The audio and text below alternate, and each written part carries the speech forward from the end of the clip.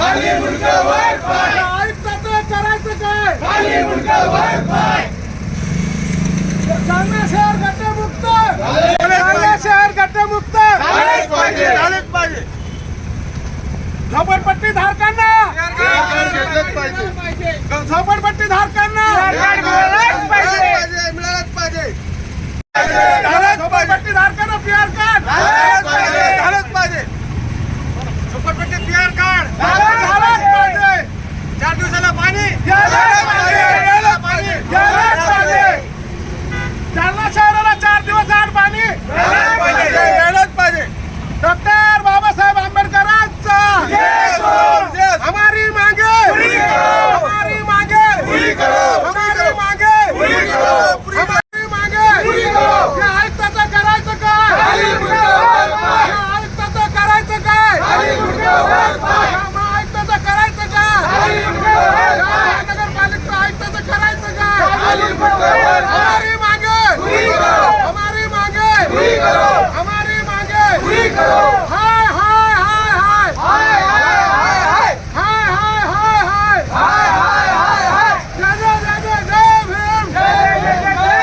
हमारी मांगे पूरी करो, हमारी मांगे पूरी करो, हमारी मांगे पूरी करो, हमारी मांगे पूरी करो, हमारी मांगे पूरी करो. चांदनी को 4 दिन में पानी, चांदनी में 4 दिन को पानी आना चाहिए. जालना शहर में 4 दिन को पानी आना चाहिए. हमारी मांगे पूरी करो, हमारी मांगे पूरी करो, हमारे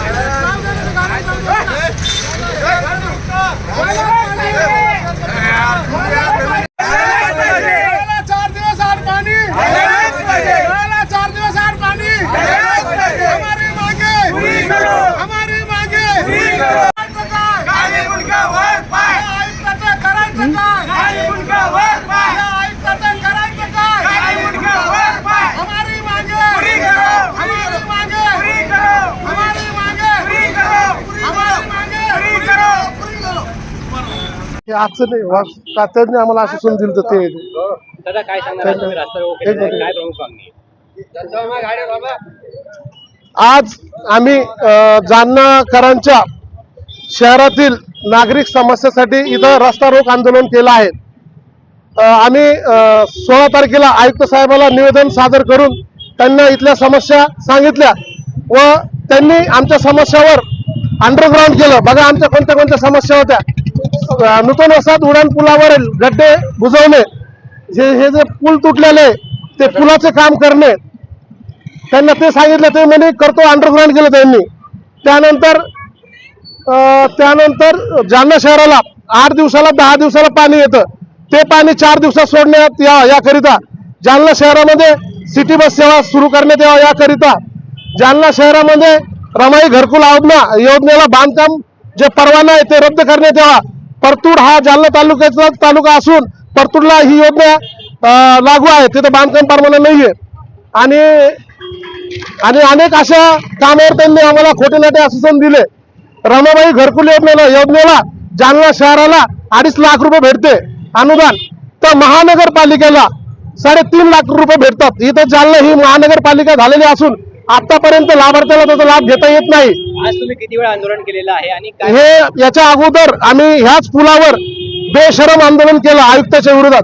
इथले बेशरम लावून ते झाडे त्यांचं स्वागत सन्मान केलं की हे गड्डे तुम्हाला सोबत आहे का. जालना शहरातले मेन रस्ता असून कलेक्टर ऑफिस, जिल्हा परिषद, न्याय तहसील, आणखीन जे कार्यालय आपले शासकीय सगळे कार्यालय इथं असून हा रस्ता शहरातला मध्य भाग असून या रस्त्याचं तात्काळ तुरंत काम करा असं त्यांना निवेदन दिलं. त्या अगोदर आंदोलन केलं.